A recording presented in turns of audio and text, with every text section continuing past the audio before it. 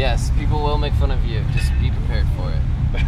Oh, well. So welcome to the DDM podcast this weekend. We're down in Orlando for FD, and I'm here with some very special guests. We have Andrew Schulte, we have Garrett Denton, Alec Robbins, Troy Manners, and Jeff Donati, all Pro 2 drivers.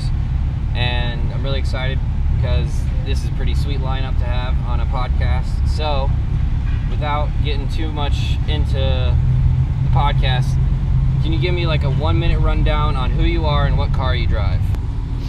Andrew Schulte. I live in Phoenix, Arizona, and I drive 1993 ClassicCars.com Nexen Tire 240SX, the only one here with anime girls on the side. So that narrows it down. I'm Garrett Denton. I drive the CoreWorks Nexen Tire S14 2JZ powered, fresh red and chrome livery, looking good. Come out of Rhode Island. Yeah, that's about it. I'm Alec Robbins. I drive from Becker, Minnesota. I drive the Dayton 1 Nissan 350Z on Achilles tires. I'm Troy Manners from Punxsutawney, Pennsylvania, and I drive a white-orange S14.5 1JZ. Neo Motorsports, like my title sponsor, and PRL Motorsports. Been driving second year in Pro 2, so that's about it. Jeff Donati, drive the Tuner Tools Achilles Tires S14. It's the blue one, I'm sure you know. I'm from Columbus, Ohio, and it's also my second year doing Pro 2. Okay, quick question. Is this the best Pro 2 field to date, you think? Like this class, like you guys, I mean, as we saw in qualifying, I mean, you had to get an 85 pretty much to get in. What does that kind of say to the level of driving that this has kind of grown to, you know? No doubt it's the best. Oh yeah, easily, hands down, the best field that we've ever seen in Pro 2.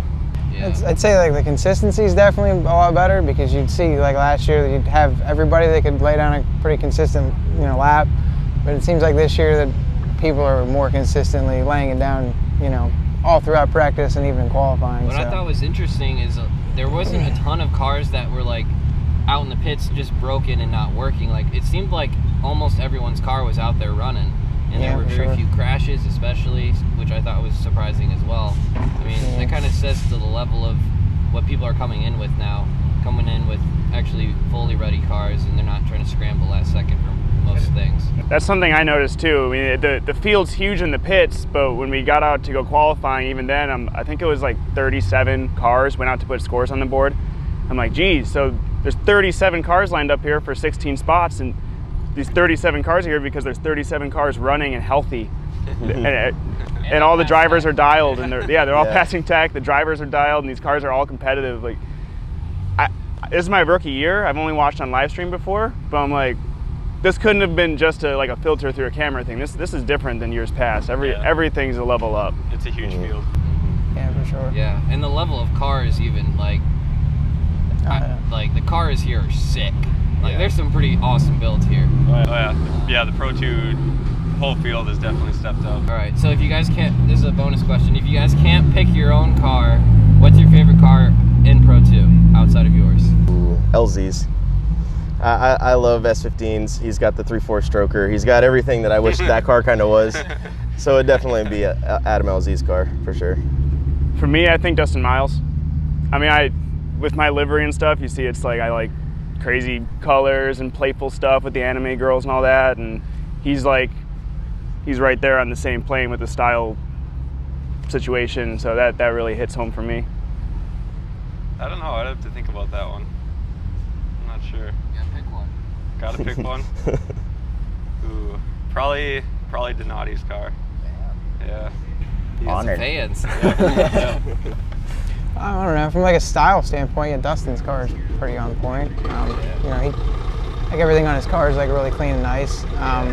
From like a car I'd like to drive, I don't know. I've always wanted to drive like a BRZ and FRS kind of deal. So I'd like to drive Riley's car, but Riley's car's pretty sweet. Yeah.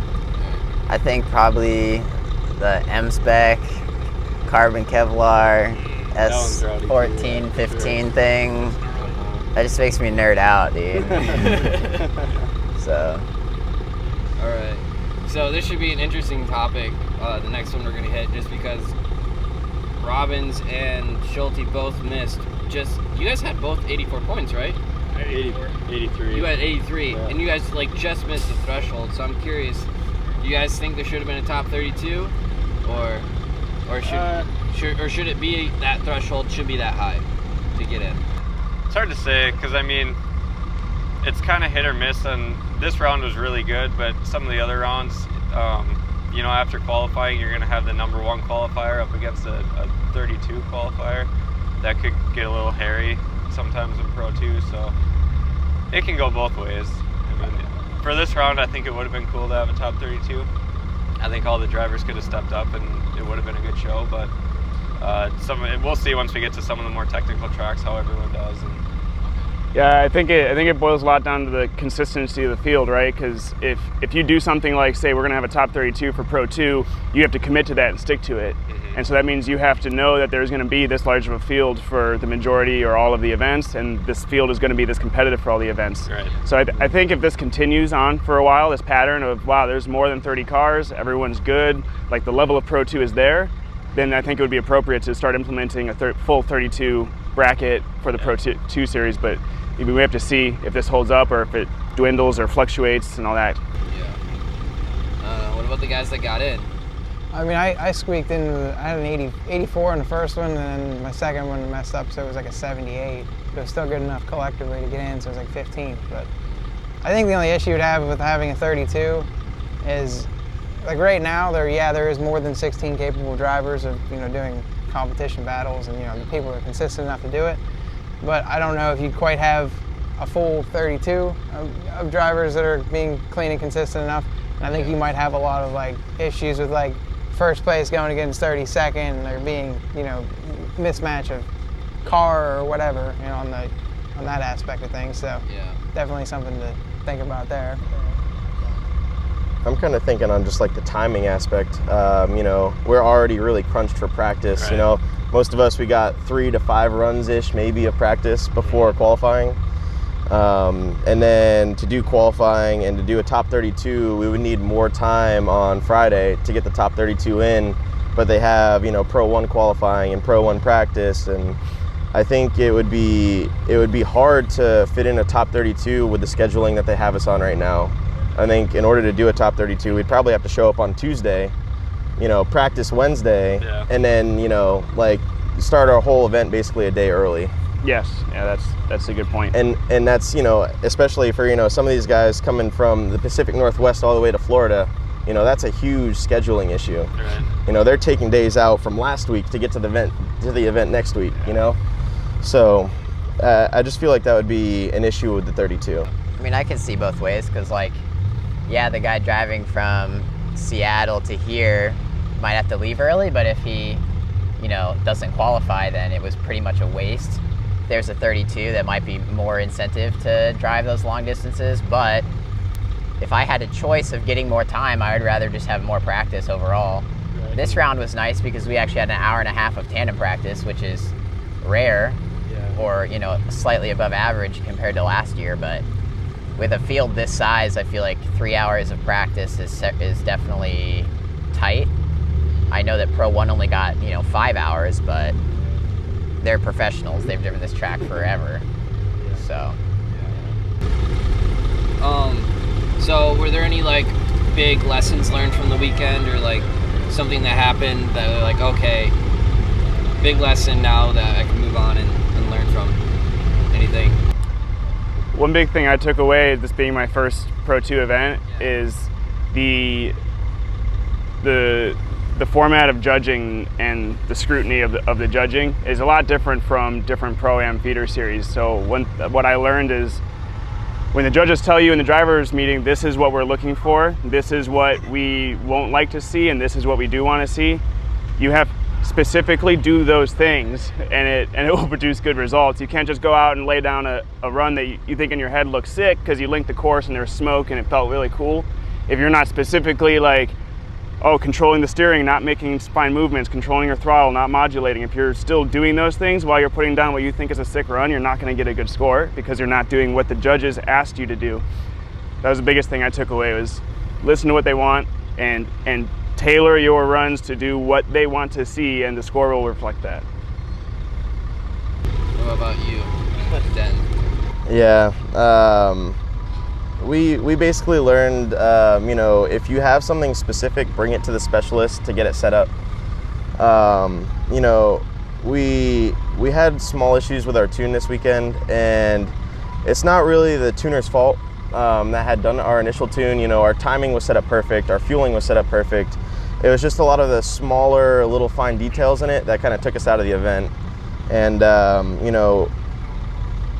think maybe if we had brought it to like a specialist in Link ECU, a lot of those smaller issues would have been smoothed over.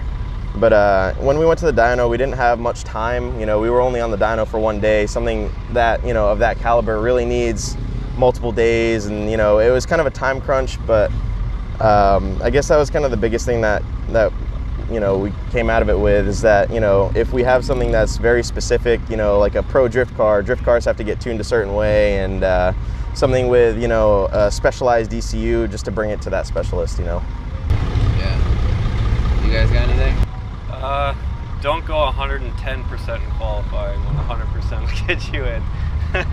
we got a little too rowdy and got in the wall, and that kind of took us out. But you saved it. Yeah, we saved the car, but didn't quite make it in. I think we were like 1 point away from making it into the show. So. I don't know. For me, probably just. I think I learned to I need to change a few things in the car for these real short run-up tracks, because I was kind of getting left in the dust off the line by the V8 guys. Like Atlanta probably won't be as much of an issue because of the super long run-up, but on these real short, have to be in high gear in 100, 200 feet, it's really tough on a turbo car to keep with the V8s where they have instant torque. Yeah. And adding on what he said with the judging, they've really restructured it this year, and they're way more focused on the finesse driving than the big on-off throttle, smashing the walls. They want to see clean, precise driving and filling all the zones, and they don't care how fast you're going or how much smoke you're throwing. They want the car in all the right places with minimal corrections, and you can tell they're definitely docking people on their scores, and even in competition, I saw at Long Beach a couple calls that people were complaining about and stuff, but you can tell that's the way they're going with their judging. So definitely showed on a lot of people's scores. But I think for me this was a huge weekend because we had limited success last year, and I was really questioning my abilities as a driver, and especially in tandem. And I knew that this track was probably my least favorite because I like to be technical and not necessarily just throw it up on a wall.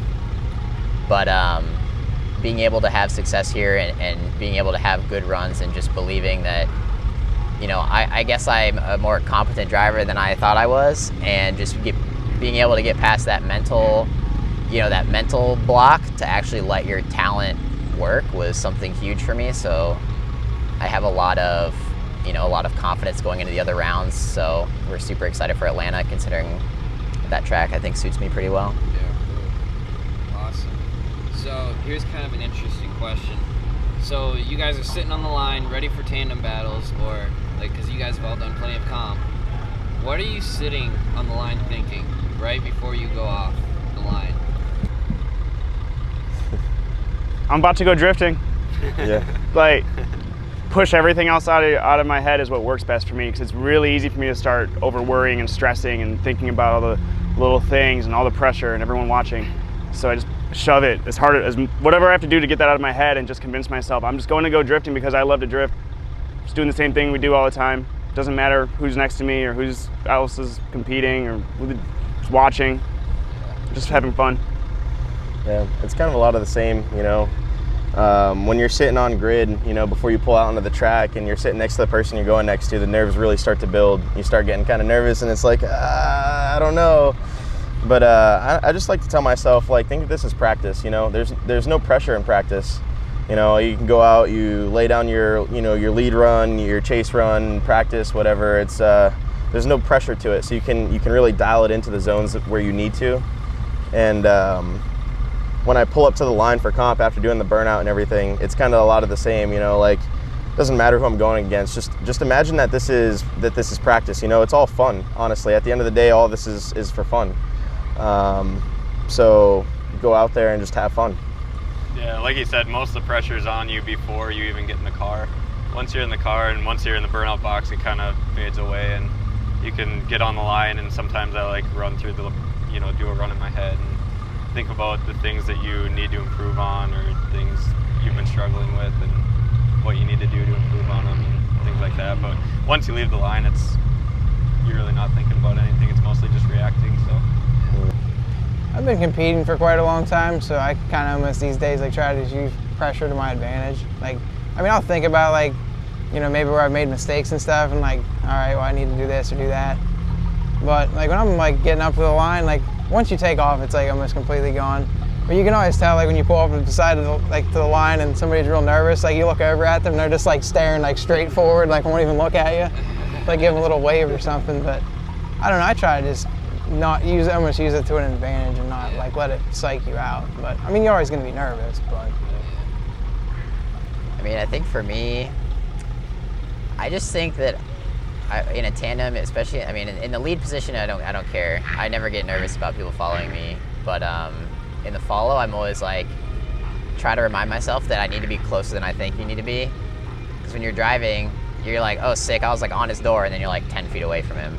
So you basically need to think you're like almost gonna hit the other person to actually be in a good position. So I'm just like, just try to be dumb close. And then it should be like 5 feet off, which is okay. Nice. All right. So this should be another one. What's your favorite track you've driven at, and what's a track that you would like to drive at? Favorite track I've driven at so far is Road Atlanta. First time driving it last year at Grid Life, and all the internet hype I saw about it and videos was real. It was like a dream come true. That the whole venue is spectacular. The track is great. The fans there. It wasn't the same crowd as that's there for FD, but people around that area are amazing. And we get to do it again in 2 weeks, so I'm really excited to go back to that track again. I definitely like Road Atlanta. That's probably my second favorite track that I've driven, but I'd have to say my favorite is Texas.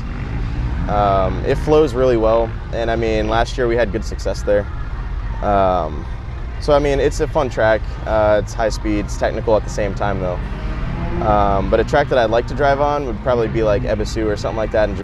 So I think my favorite track, I guess I have two of them. Atlanta and Texas are both super fun tracks. They're really fast, really technical, really fun tandem tracks.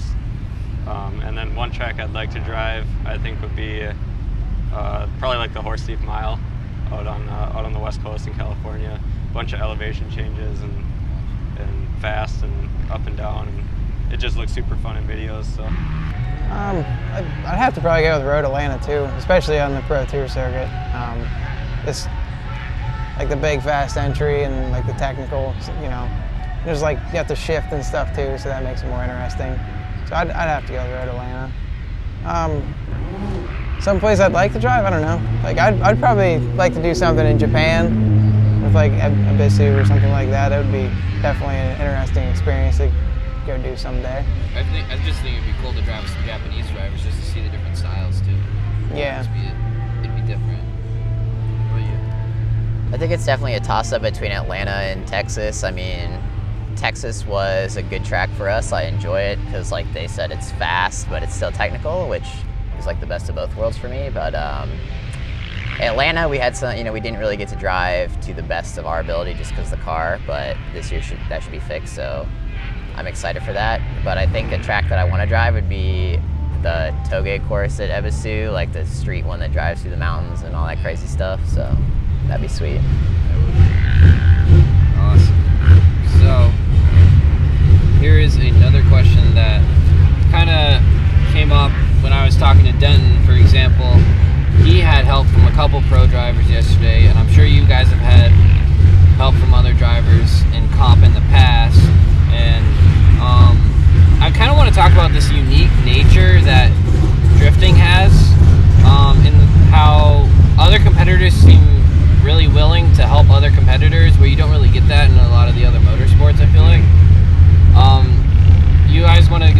maybe like some experiences that you guys have had where you've been helped by other pro drivers or other drivers in competition, where it's just, I don't know, it's unique. If you guys want to elaborate on any of that at all. So yeah, this is my first year. I'm a rookie driver, like I said, but I've already had my first run-ins with the helpful atmosphere of everyone in the paddock. When we were getting here and setting up, we realized that my clutch pedal stop is a bit too small, and I have a stock clutch pedal which bends, so I was slipping off the stop. So we're like, we need to weld like a washer to this and make it bigger. We don't have a welder, so we start walking around the pits, and someone tips us off. Hey, Forsberg brings his welder with him, and I think he's out and about walking around. So we go over there, and he's there. I introduced myself. Actually, Pat Gooden came over to help break the ice because I've never met Forsberg before, and I had a little bit of the jitters, fanboying. So Pat Gooden came over, helped break the ice, and I asked Forsberg if he could help out with this, and I let him know, like, I can't weld, by the way, so hopefully if you guys can weld this for me, it'd be awesome. And he's like, what is it? It's some super small. He's like, oh yeah, no problem, bring it over, we'll weld it. Hey, by the way, do you happen to have a string alignment with you? And because we brought mine, but we forgot to like just one little piece to it, and so like trying to find one. Like, yeah, we actually brought one. So we did a trade. We brought our string alignment over and let him use that, and he welded this clutch pedal stop up for us. And it's just so casual, it's like buddies helping buddies. It's a really cool feeling, good atmosphere. Yeah. Definitely coming from like a circle track background, the Formula Drift atmosphere is second to none. Just with everyone's always trying to lend a helping hand if they can in any way. Like we had issues yesterday where our alternator pulley literally sheared off, and it threw the serpentine belt through the timing belt, and it jumped timing. And Rad Dan, he came over right away. He was sprinting back and forth to his trailer, coming back with parts, anything we needed, jump pack. Without his help, we would have never made it into comp. It's kind of been that way, even last year. Any kind of small issues we had, we'd have to reach out to somebody. But it was awesome because last year, being our first year, it makes it a little harder, I guess, to reach out. But then coming in your second year, it's like you're a familiar face around the pits to people, and it's a lot easier to, go around and like, we've been here the 2 or 3 days, and I feel like I've talked to just about everyone in the pits, and everyone's willing to help out anywhere they can. Yeah, we've in years past broken parts and had to walk through the pits for hours just trying to find someone with the right parts. And if anyone's got it, they're always willing to borrow it too. Everyone's super nice. And yeah, it's a great place. No one ever wants to lose due to the other car being broken. So. Yeah, for sure. I mean, everybody in the paddock for the most part is pretty nice and will help you out whenever you need it. Just like I try and just watch, what other people are doing and like how their programs operate and things like that too. You just go over and like you look at like somebody like Papadakis and like see how like a tight ship they run and like how everything's like organized and all that, and you can kind of learn just from watching how other people do things too. But yeah, for sure, everybody's very very helpful and nice around here, and will pretty much do anything to keep you on track. So. Yeah, I think it's definitely a unique atmosphere. I think that the driving demographic is unique. A lot of us, this is our first motorsport.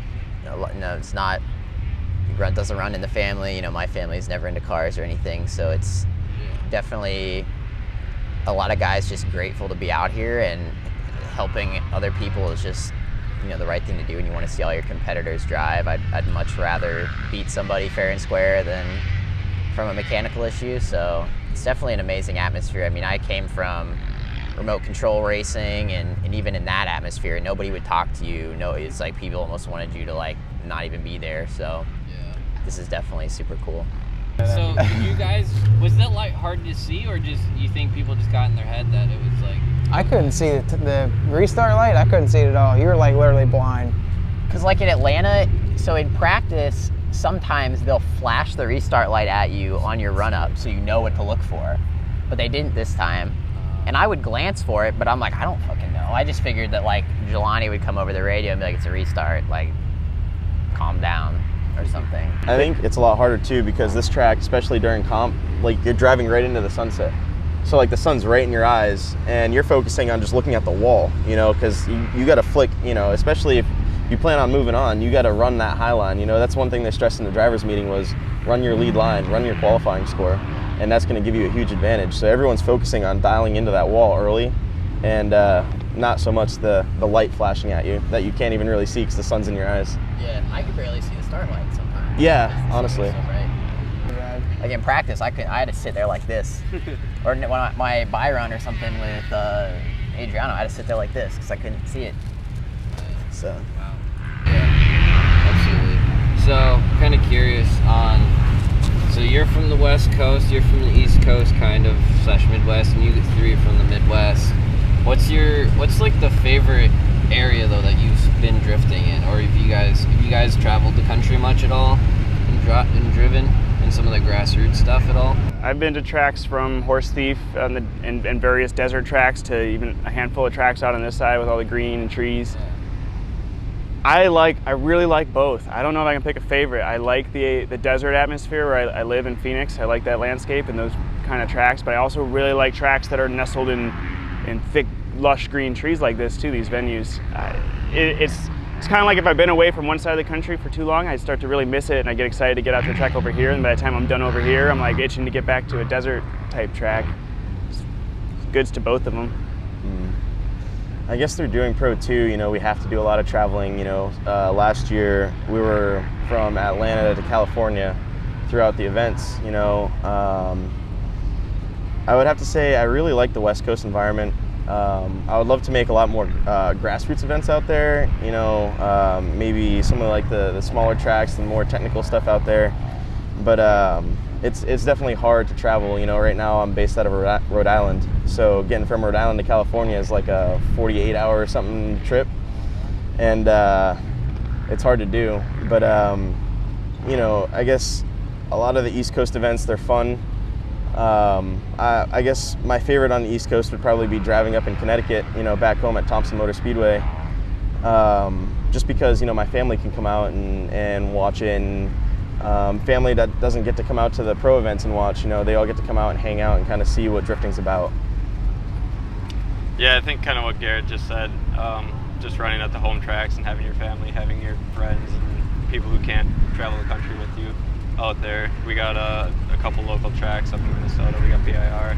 There's a new track, Top End Dragways. They just built a drift track, so we go up there and camp and, you know, just hang out with everyone. I've always drove like Club Loose events like Englishtown, New Jersey.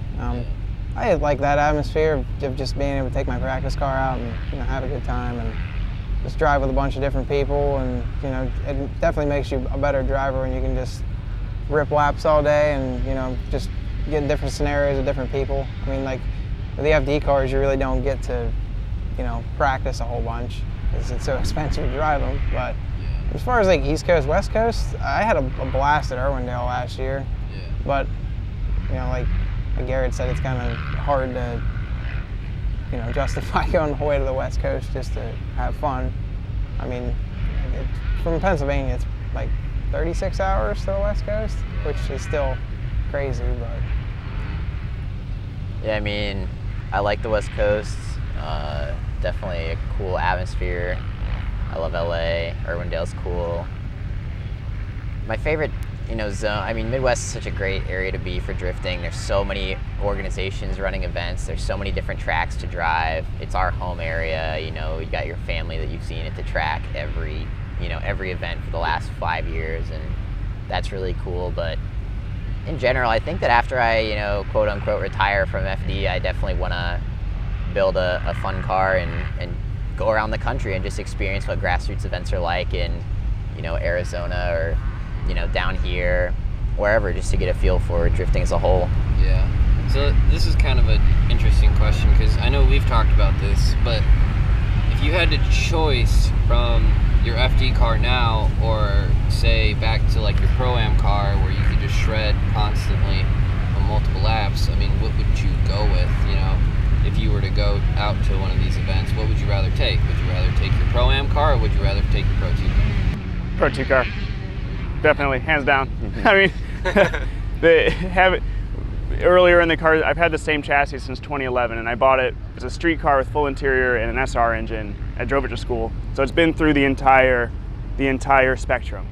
And although, yeah, you could drive it for longer periods of time and not change tires when it was earlier on in its development, just the sheer insanity of what it's doing right now with the parts that are in it and the performance it has is just way too mind-blowing. The Lingenfelter engine that's in it, just all motor, making gobs of power and torque, and just super reliable. Don't have to worry about little things breaking and replacing things. It's just there, and the feeling of the clank with the dog box transmission running through the gears and the whine it makes. Like maintenance, maintenance is higher on stuff and all that with race car parts, but like, whoa, it's just so mind blowing. It feels so cool.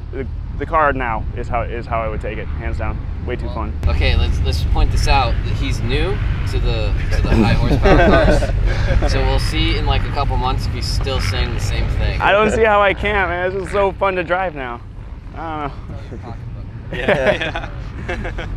Yeah, I would definitely, after doing a couple years in this car, even though my Pro-Am car was kind of a lot of the same, similar engine setup, I would definitely go back to the Pro-Am car and maybe just dial it down a little bit, maybe to like 400, 450 horsepower.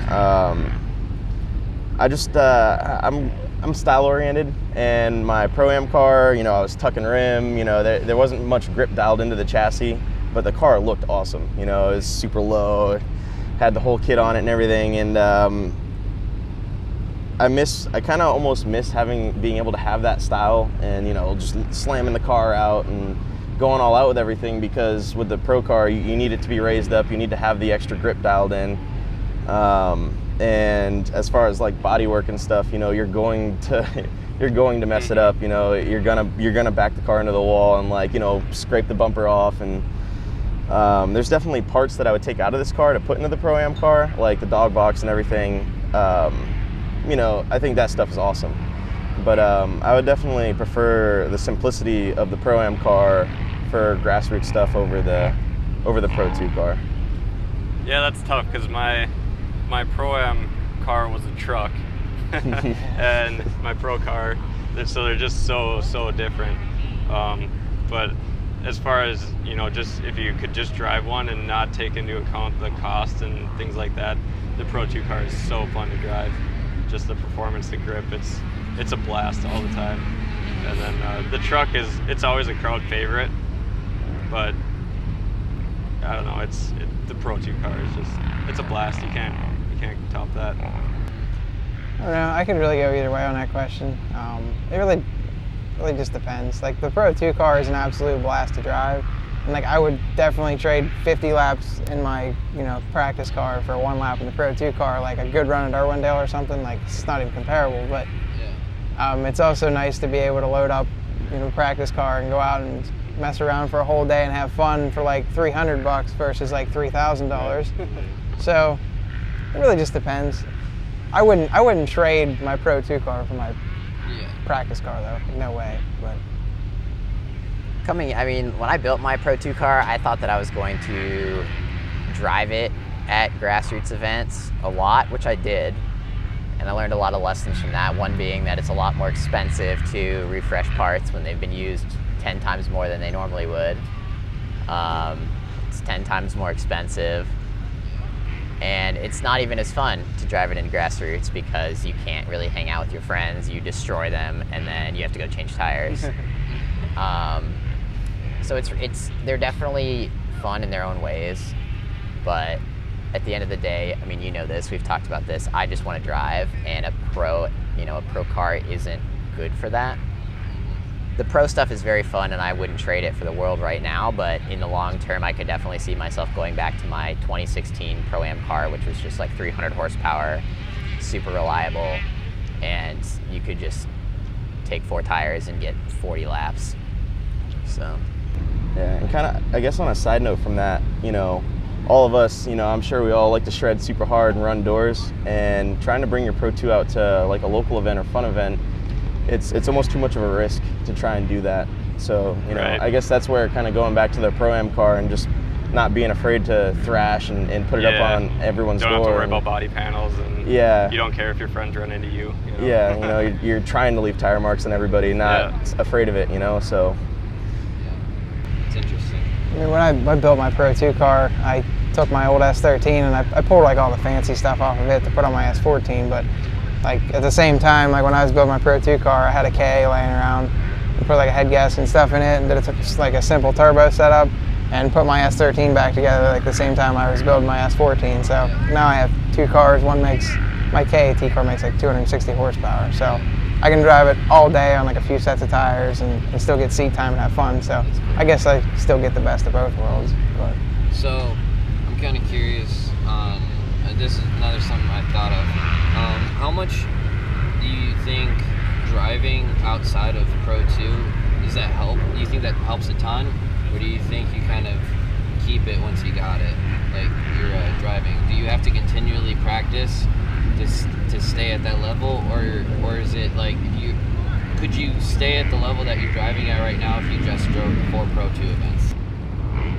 I might have the most limited experience here out of the panel to answer this, but I always seem to find myself, if I haven't driven for a while, like we just spent 7 months in refreshing the car, and that was 7 months of just not driving. So I always find myself fearing that I'm going to forget and everything's going to feel different, and then I have to kind of relearn. I always get that fear, and then I get back in the car, back in the saddle, and go out, and it all just kind of comes back. I mean, sure, I think that if I'm consistently in the seat, and more seat time is always going to refine the skills faster and to a greater extent.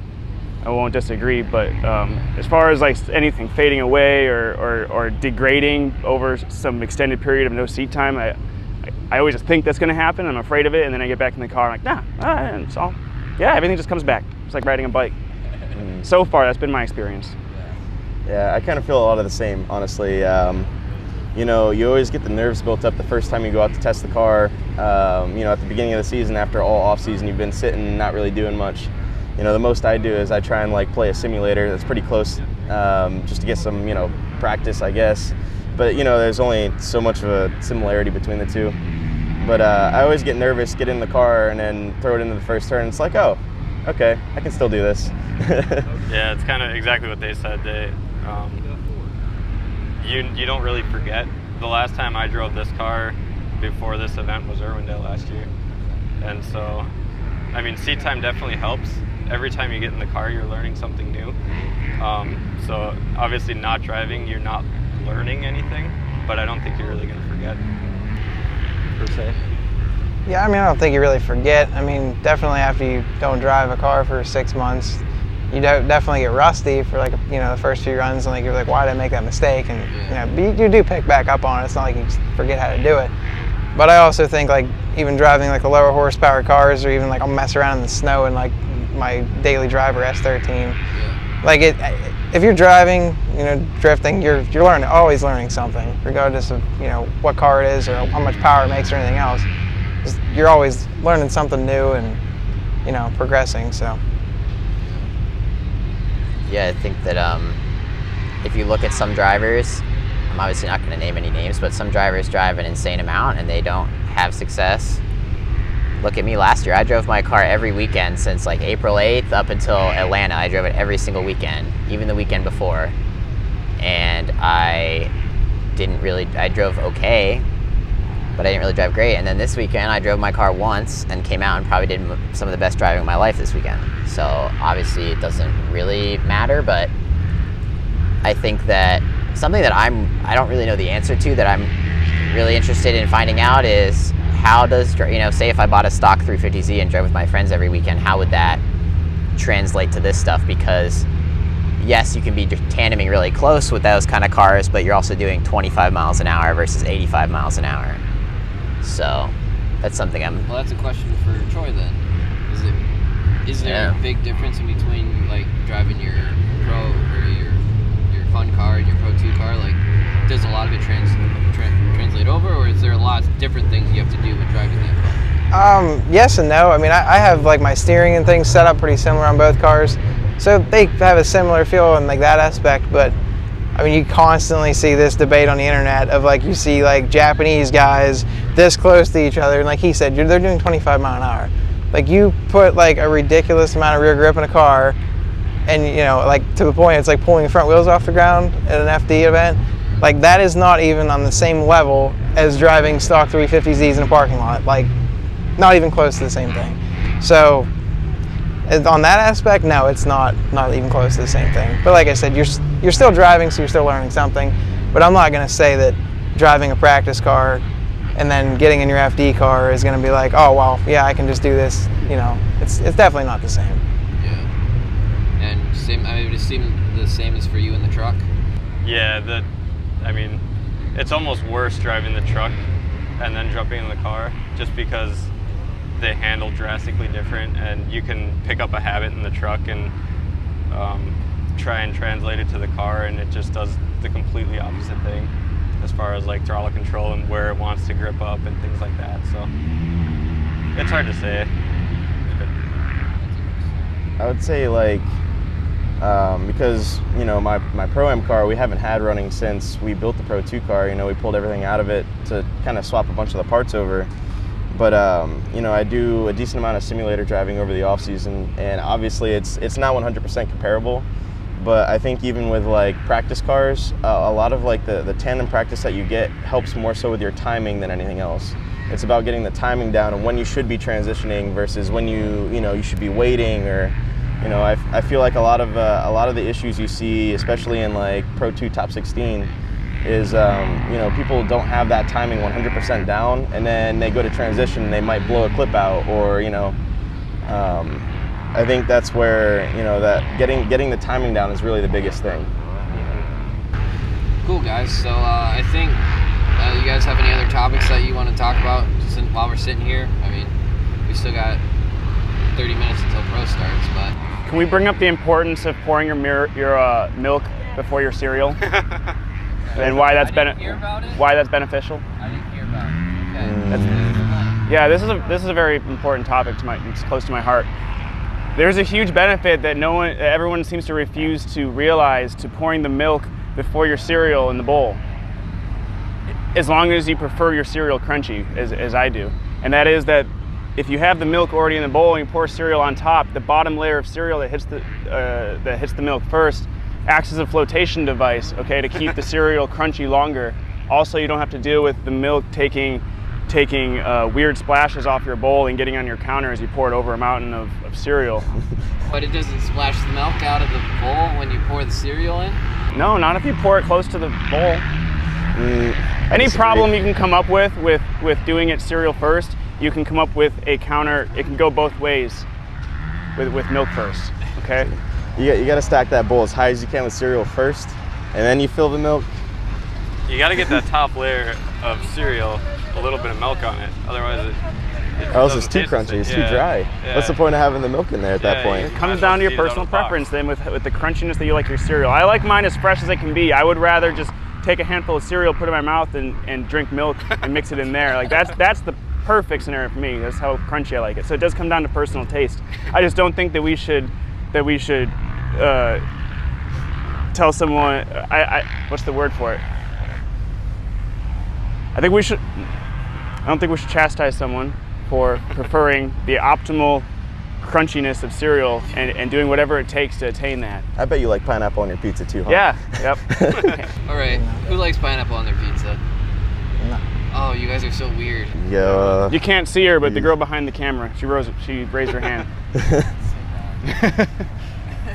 It's delicious. It's like a great blend of sweet flavors and the savory pizza flavors. All right, guys. Thanks for watching the podcast again. It's State of the Driver Media Podcast. Be sure to follow these guys all on social media. You guys want a quick plug on just where they can find you all at?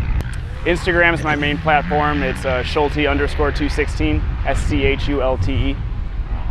Yeah, we do Instagram and Facebook, Denton Motorsport on both. Remember, it doesn't have an S at the end. Everyone puts the S at the end, but it doesn't have one.